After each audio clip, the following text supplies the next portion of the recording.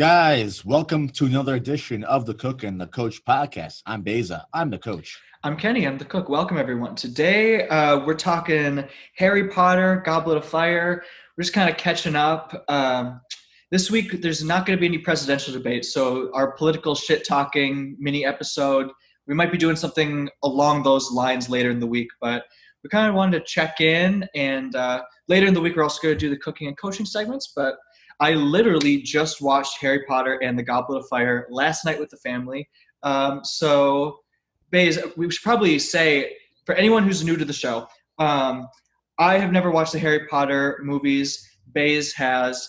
I didn't grow up like reading the books or the movies or anything. And on this show, we like to just talk about things that are interesting to me and Baze. One of the things I was like, wow, so I have never seen these movies. I just started watching them because my little sister is reading through the books. And once she's done with the book, we watch the movie. I'm like, oh, that'd be perfect. Let's like talk about these movies on the show. And like, from me having just watched it and Baze having seen it like a while back. So yeah, Harry Potter, Goblet of Fire. Baze came out 2005. When did you see it originally? Do you remember when you saw it? This would have had to been either freshman or sophomore year of college. Okay. One of those 2 years. Yeah. So 2013, 2014-ish. Somewhere in that range. Yeah. I will say it holds up pretty damn well. It's pretty cool. I think I mentioned last time we did a Harry Potter review, but the graphics and the CGI, like, even though you can see like a difference, it does hold up to today. It does. Holds up. So with the CGI, one thing I was noticing is a lot of it looked so good, but the water CGI, like underwater CGI, did not look that good. You don't think so? The mermaids or the mer people, whoever they were, they looked a little. Yeah. The dragons aged very well. I was like watching parts of it, and it was Game of Thrones-esque, like very good, and like minimal. Didn't have that many scenes with them, but then they had another scene later where they were underwater, and was it mermaids? I don't even know. There's squid things and mermaids. No, they were like these weird, like humanoid sea creatures. I don't know what they were, but yeah, I forget what they're actually called, but. Yeah, I think water's, from what I've heard about, what little I know about CGI, water is famously one of the really hard things to do. It's like up there with like natural looking hair and a couple other things like that, like some shadows, but. Yeah, it's very difficult. But yeah, what do you remember about like the main plot? We should probably like just set the stage a little bit so we can like riff and just talk. Well, you gotta think about the meme, right? Which meme? You ever seen that meme? Oh, the Goblet of Fire? I know where he asks quietly, but he yells it. Yeah, exactly. Yeah. That always comes to mind when I think about that movie. What is it like? Harry, did you put your name in the Goblet of Fire? I guess in the book it says he asks like calmly or whatever, but in the movie the actor just yells that line. Just stumbles into the room with all the faculty. It's funny to think of them as faculty rather than wizards. To have like a 401k. As if it's like a real school or shit. Yeah. Well, that's kind of the weird thing. That's an interesting question because you're faculty now. You're faculty in a school. You're a coach at a school. Like, I am, but I'm not. You know what I mean? Like I am, but I'm not. What do you mean that you're not? Like you're just not I don't know. Are people not including you in the groups? Like, are you not getting good water cooler banter? It's like a 1 year thing. Like I'm not really gonna be there long term. Like I'm not supposed to be in this field. Like I wasn't even supposed to get this job. Well, you're talking like. Well, okay, we should distinguish because I was more referring to your coaching responsibilities in general because you coach for a high school. Yeah, but that's not faculty. That's just coaching. That's separate. But you're employed by the school on a yearly basis. So you're like one of the main people that students report to. As like an independent contractor, yeah. Oh, I didn't know there was a... Yeah. It's a different thing. Oh, okay. I did not know that. Yeah. Interesting. Yeah. I like to think of you as one of the faculty people. But for this year you are. You kind of are this year though. On the books, yes. Am I really? No. That's Do funny. you think I go to faculty meetings, Ken? I don't need to be there. What do you need me No. for? I don't need to Faculty be there. meeting? No, it sounds boring, actually. It sounds kind of What am I going to do? weird. I don't know. Like, what are they going to... I mean, it feels like... Nothing that they talk about applies to me. So it's just like... Right. I feel like coaches and I feel like choir teachers, band leaders, they don't need to be at those meetings. My positions specifically, like, are... I don't need to be in the meetings. Yeah, you don't need me. Yeah. Interesting. I remember kind of going off of this in the movie. So basically, Harry has this vision or this dream or whatever that has Voldemort, and then he goes back to Hogwarts for another year, and there's all these there's these big celebrations. Like there's like a ball of some sort. There's this huge competition, which is the Goblet of Fire that Harry mysteriously becomes a part of.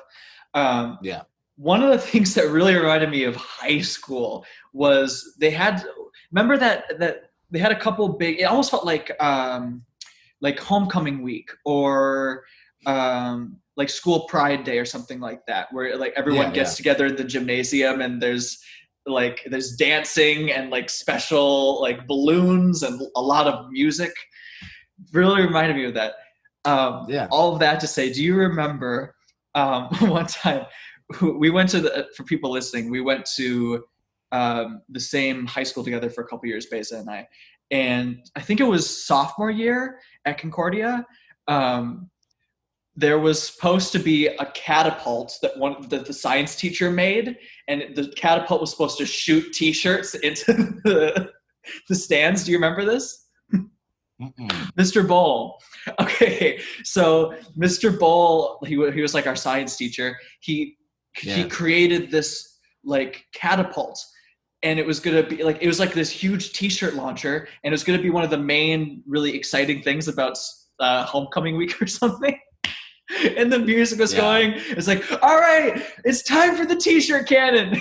And Mr. Bull pushes out his contraption, and then it malfunctions on him, and it won't work, and it's just like stalling. The thing's not shooting the T-shirts, and I just see him going and like getting nervous.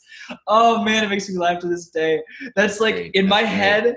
That's what like high school faculty is most of the time, and then they'll put in extra work to make sure it doesn't seem like that, but they're just like adults trying to like give the students a nice time, and then everything went wrong. Oh, I'm surprised you don't remember that. Oh my gosh, I literally don't remember that at all. I have such a bad memory. I feel like you have a really good one. I'm surprised that you don't. Yeah, it made me laugh so hard, but I thought of that while I was watching Harry Potter and the Goblet of Fire randomly.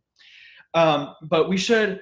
So what other context should we say for the film for anyone who hasn't seen it? Or I mean, even just to bring up the beginning. Like, I guess they go to a Quidditch match right away?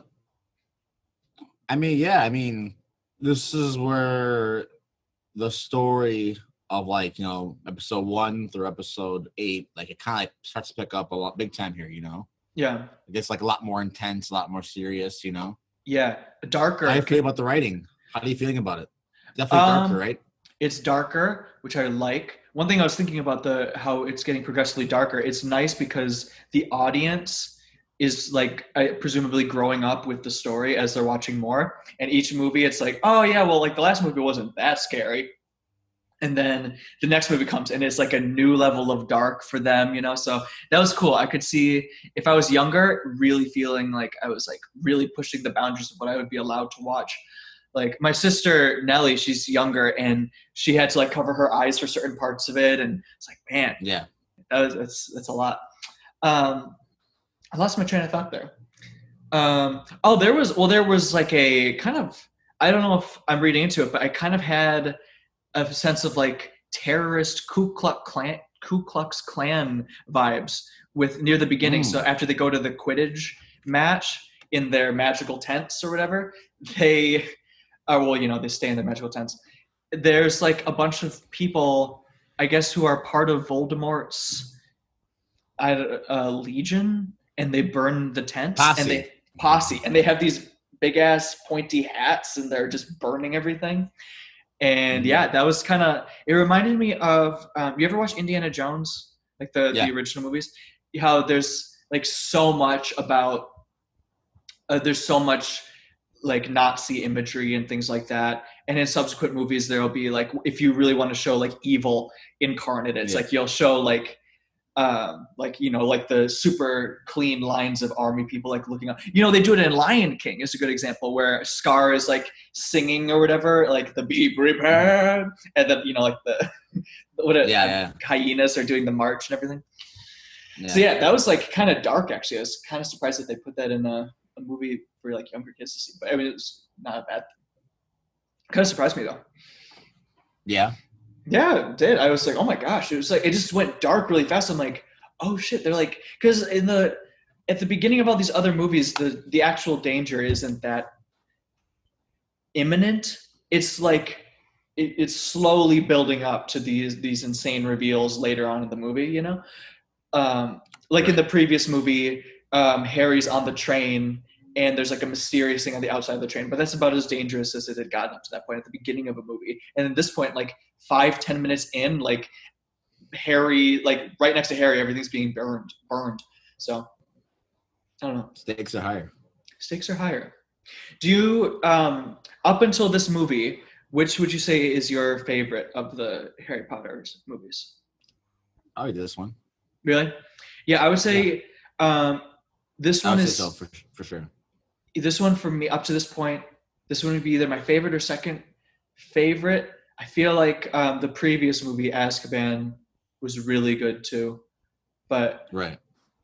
yeah, I'm honestly one thing I'm confused about, and maybe this is a spoiler for me. I just don't understand how there's so many people who know about the this magical world to go and fill up a Quidditch arena, but yet magic still feels kind of secretive in I guess like the real world, like where Harry and all of them like come from. You know, it just seems like too big of a secret to Um. keep.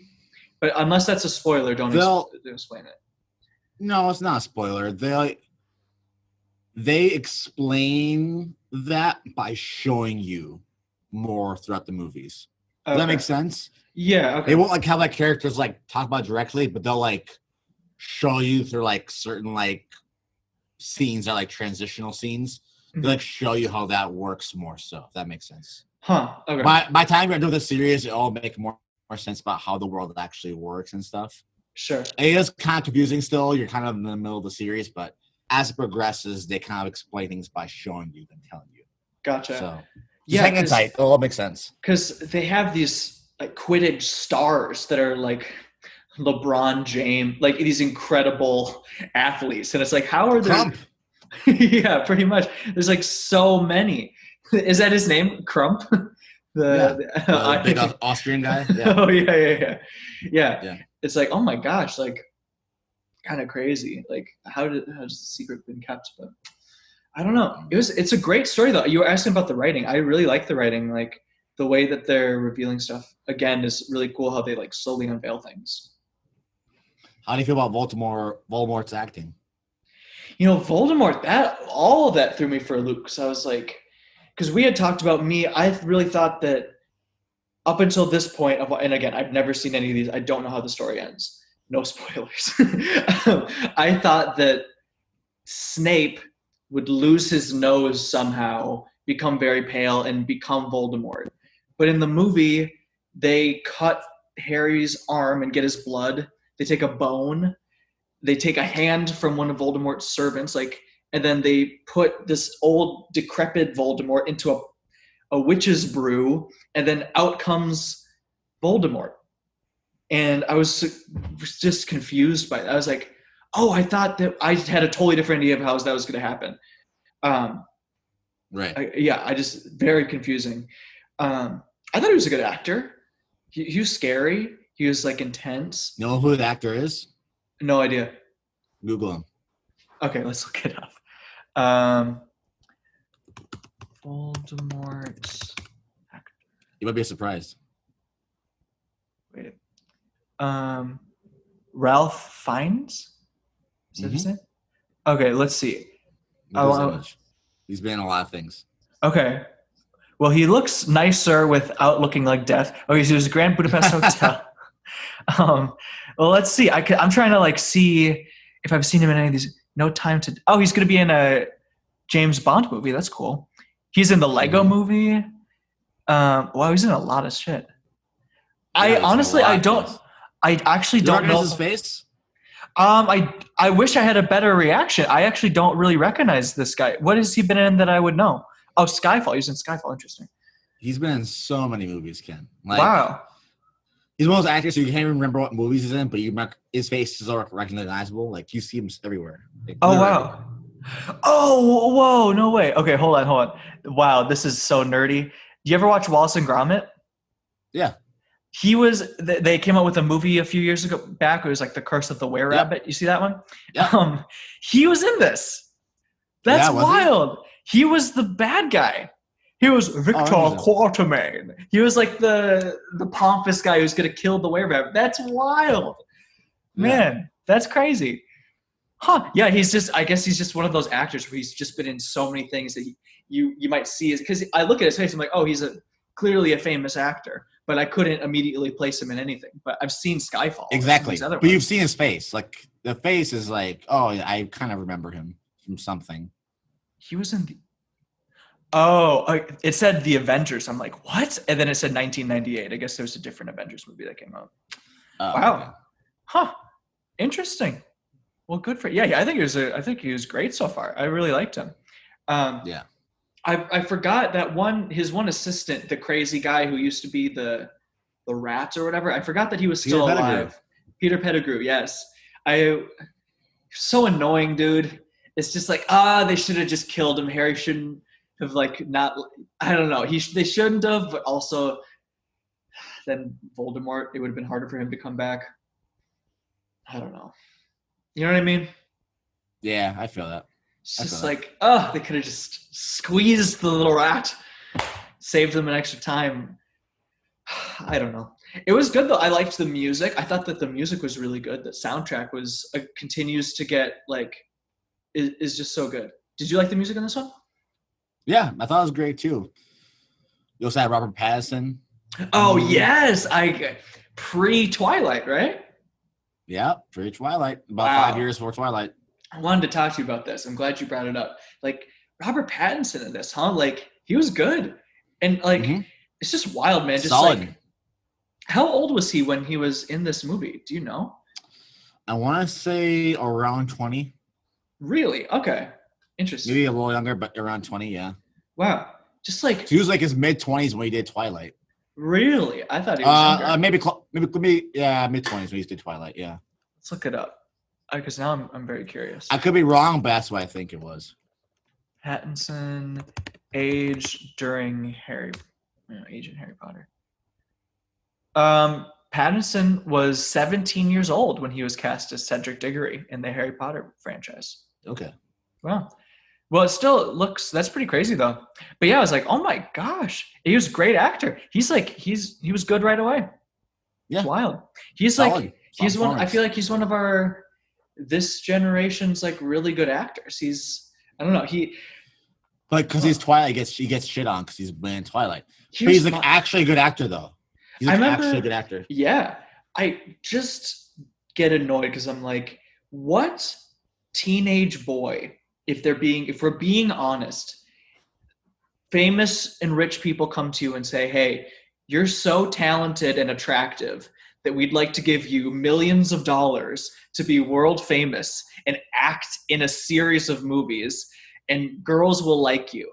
Like what teenage boy, like how many teenage boys, heterosexual, would say no to that? I feel like it's such like a good offer. And yet, like I remember being in middle school, high school, and everyone like shitting on any male actor, any romantic lead, like a Zac Efron. He got so much heat. Robert Pattinson. You know why? Justin Bieber. You know why? Because these celebs were getting all the pussy and we weren't getting none. So we had jealousy. It's jealousy. Jealousy. That's all it is, man. That's all it was. I think you're right. Don't think you would have done the same exact thing. That's what I'm saying.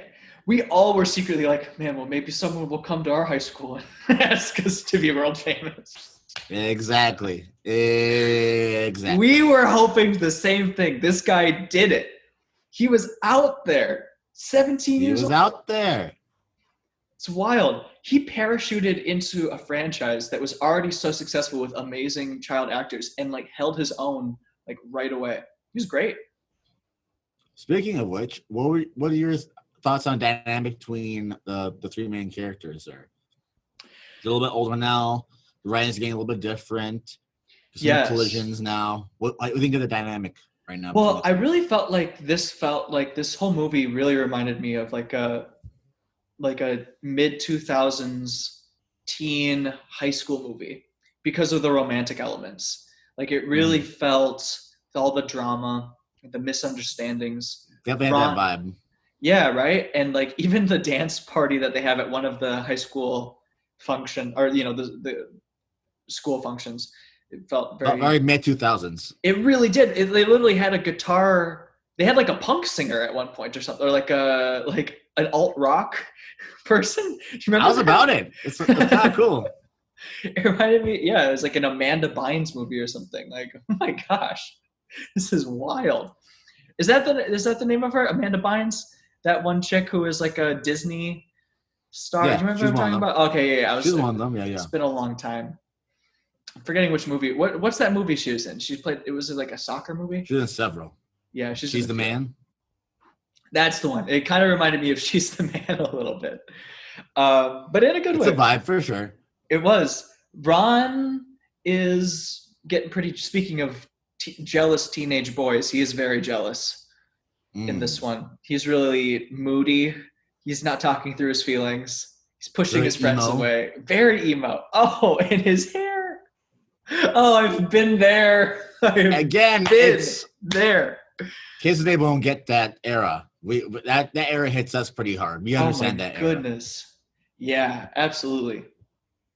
Hermione dating up too with that one, the Russian student. I just kept thinking, like, what is his age difference? Just a beefcake. A beefcake, to be sure.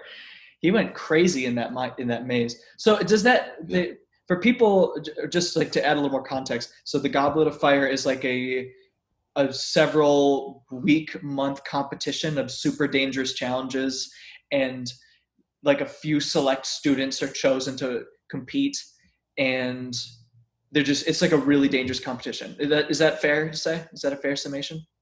I think that's pretty fair. Yeah. And I don't know. I just, one of the guys, so all these different schools all come together to compete. That was the other thing. So are there other wizardly schools? Is that how that works? Or where are these other students coming from? Yeah, okay. Interesting. So is Hogwarts supposed to be one of the better ones? Is it like, I couldn't really tell. It's like one of the better schools that are around. Like there's different levels, but it's supposed to be like a solid school. Yeah, it was good. It was good. It had a little bit of a Hunger Games vibe to me as well, just with how dangerous Yeah, definitely. Kind of almost like a precursor to that. I wonder. I'm just Googling stuff at this point, but when did Hunger Games the book come out? Or get published? Actually, no. The movie was like 2010, right? But the actual. Interesting. So the original Hunger Games book came out 2008. It seems. Oh, it was just a few years later. Yeah. Maybe was inspiration for it. Who knows? I could see that, honestly.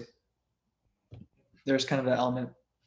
But yeah, the first task, each student like kind of battles a dragon and gets this magical egg. And then the second competition, they go underwater to save one of their friends. Each of them saves one of their friends. And they have to stay underwater for super long periods of time. So they have to use magic, like eating a, kelp that gives you gills or something. And then the third competition was they have to go into this super dangerous maze that changes your brain, I guess. So it was like the mist of the forest, or the maze turns you on people. I was a little foggy on that. Okay, it alters your reality, kind of. Okay, because people would kind of turn on each other in there. The maze would grab kids. Like that one girl died in there, right? I wasn't sure because I didn't see her again, but they didn't warn. So the other guy too, Robert Pattinson, he died too, didn't he? Well, he died. Yeah, so him and Harry got to the trophy and grabbed it at the same time. That's what they meant, Voldemort. And then Voldemort kills Robert Pattinson, and then Harry escapes with Robert Pattinson's body. And then everyone mourns Robert Pattinson's death. Like he has a funeral, everyone's crying. He has a beautiful eulogy from Dumbledore, but a girl died too, and no one's literally one of her friends cries about it, and then hey, you got time for one funeral, all right? Yeah. The women in this movie are only getting 75% of the funerals. So they should. Yes, they should. No, if I was like, that's why I was confused though, because I'm like, wait, did she die? Because they're really not making a huge deal of this. It was very brief that they mentioned it. Right? Am I wrong? It was just like they didn't even. No, you're right. You're right. You have a valid point there, Ken. I'm not arguing with you. Oh, like the Russian dude killed her under the influence of the maze, and then the maze just consumed her. And that was the thing, because she was moving around a little bit, so I couldn't tell if she was still alive. And then the maze just sucked her in, and that's when she died. It was all very horrifying to see that. To see that. A little bit. It's a little jarring. I always wonder what I would do in a really intense situation like that. I was literally just reading this news article that popped up on my Apple News thing, and it was this story about there was, I guess, a break-in at this home, like this home invasion, and the mom, it was like the morning time, and the mom was somewhere in the house, and this 5-year-old kid was playing with his toys and heard these three of whom were like armed, like gunmen people or whatever, like these robbers, come into the house. And apparently the kid, like on the security camera footage, it shows the kid, this 5-year-old, like picking up his trains or whatever, his toys, and throwing them at these like adult men robbers who had just come into the house. And apparently they ran away. And I'm like, that dude, that's like how you know. Like, I wish I could have been put through the gauntlet like that at an early age. Like, I don't know what I'm capable of. You know? Yeah, that's how much sheltered you really are. Right. Yeah, I need a home invasion. I was always afraid of home invasions when I was little.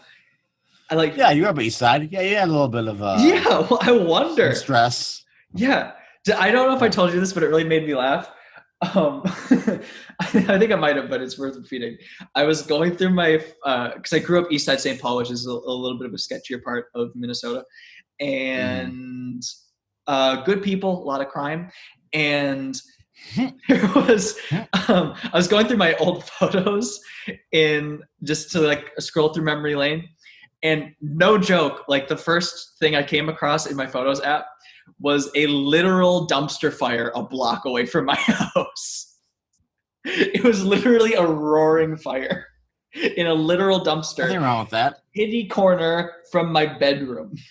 Like, unbelievable. Like, oh yeah, it was kind of intense maybe that was my gauntlet. It's nice to think that there would be that's like the thing about these movies. It's so romantic to consider like your childhood having these very specific, like very grand things you conquer, you know, when in reality it's like, oh, I learned how to make a friend. I learned how to ride a bike. Whatever, like I gardened. I don't even know. But like in this, it's like so much more fantastic. Does that make sense? Am I just rambling? Am I a scrappy old person? No. I think that's some valid points there, Ken. I don't know. I thought it was a great movie overall. I really liked it. And Ken, just remember, it only gets better from here. Well, so how is this the fifth movie?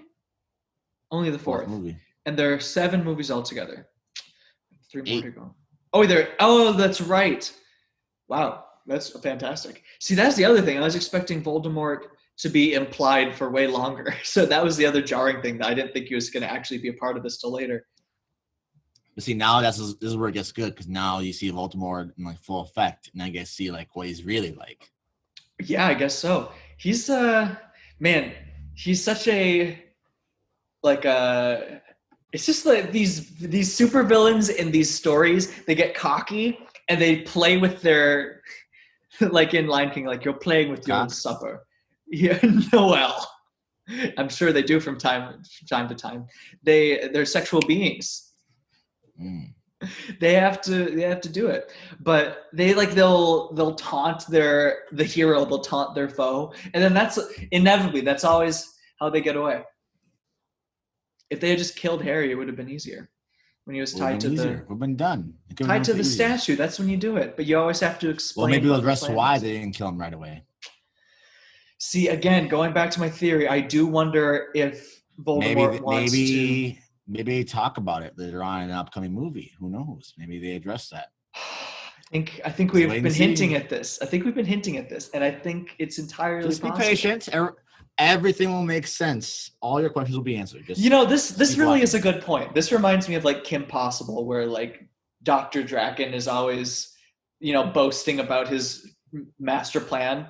I think every supervillain secretly wants to win over the superhero, and that's why they always do their propagating, their long talking.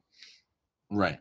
Is that a theory? Is that does it make any sense? It's like that could be a thing. Yeah, maybe they're just trying to become more powerful. I could see that being Voldemort's plan. Like he's showing off his power, and he wants to get Harry on his side. Mm-hmm. I don't know. Makes a lot of sense. Yeah. I don't know. Yeah. Would recommend if anyone hasn't seen the movie. I recommend. Good movie. We're 15 years late and enjoying every step of it. I love it. Better late than never. It's great. I'm about this. There's a stress in trying to keep up. There's like trendy people or people who are like super cool. There, a lot of the time you think of them as like the people who are first on like the first like early consume or early adopters, like the first people to get into a new type of music, something like that. There's a fair point to be made for that. But I will say, like, I'm trying to let go of some of that pressure of like, I need to listen to this album today. You know what I mean? Or I need to watch this series. I need to watch this book. Taking things at your own rate, at your own time. Discover things in your own pace. Right. And then I also think that's more interesting too, because there's like a pressure like, oh, have you watched this Netflix show? Oh, have you watched this? Oh, have you watched this? And it almost feels more like a checklist than like enjoying something. Like there's too much content, man. Just every time, enjoy it.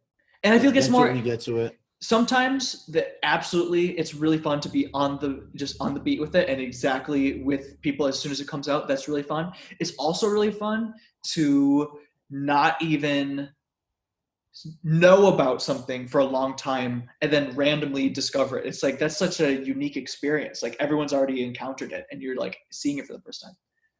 That's kind of how I did Game of Thrones with you. Like you had already been you'd been watching it, you've been trekking 100%. Through. And then we binged it together over the course of 2 months? 2 or 3 months? And then like just in time for the last season. I did that with Schitt's Creek. I started watching that show 2-3 weeks ago and I've watched through all the seasons. I have 1 episode left of the entire show. And I think I'm like, this is the perfect time to do it for me. Mm-hmm. There you go. That's it. I'm rambling. I'm in a happy place. I'm in a good mood. I'm glad. That's good. How do you feel? Do you feel good? I've been talking your ear off. I hope that I didn't cut you off. No, this is good. I'm low energy. I'm just tired today, but I'm glad you picked it up. No, good. Because just reacting to your action is kind of fun. So fair enough. Yeah. All right. Well, I feel good. We'll be back later. We'll be recording another thing this week with cooking and coaching segments. Yes. But for now, this is probably it. All right, guys. Thank you for listening. We appreciate it. We love you guys.